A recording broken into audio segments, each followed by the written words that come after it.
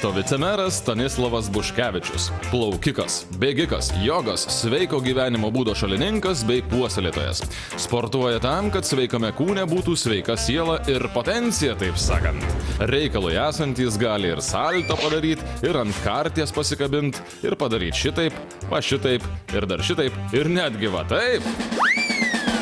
Tai dar ne visi Stanislavo Buškevičiaus sportiniai sugebėjimai. Sunku įsivaizduoti, tačiau kol kiti valdžios vyrai savo darbovietės rieda užpakalius patalpinę ant patogių ir prabangių automobilių sėdynių, Kauno vicemeras į darbą savivaldybėje pastaruoju metu traukia kaip koks paauglys ant riedučių. Paėmė kuprinę, užsidėjo ant pečių arba rankinę per petį, ant riedučių ir pirmin. Ponas Stanislavas bandė šiuo savo pomėgiu užkrėsti ir savivaldybėje sėdinčius kolegas. Tačiau jo giliam nusivylimui kol kas stoti ant riedučių nesiryžo nei vienas. Matyt gėda. Nelygis. Raginu kolegas, ir ne tik kolegas, ant riedučių, mautis riedučius, stoti ant jų ir važiuoti į darbą dar kur nors. Ir ką, raumenys dirba, širdies kraujagyslių sistema gerėja. Važinėjimas riedučiais, šokinėjimas per kliūtis, bėgimas bei kiti pratimai – tai dar ne viskas, kuo užsiima ponas Stanislavas Buškevičius. Atėjus žvarbiam rudenėliui, šis supermenas be jokių skrupulų neria į vandenį ir turškėsi jame kaip tikrų tikriausias jūrų ruonis.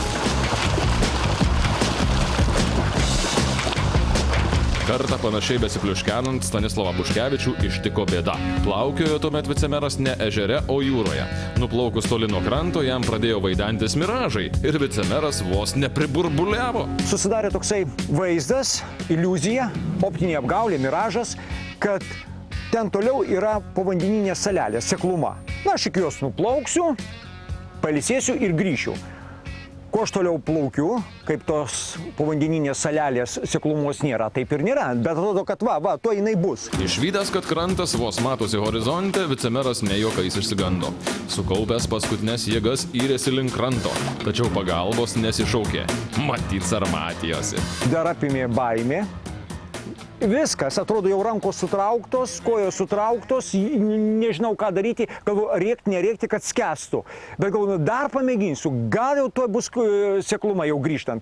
Tai sukaupęs paskutinės jėgas, šiaip taip pasiekiau, kad jau galėjau siekti dugną.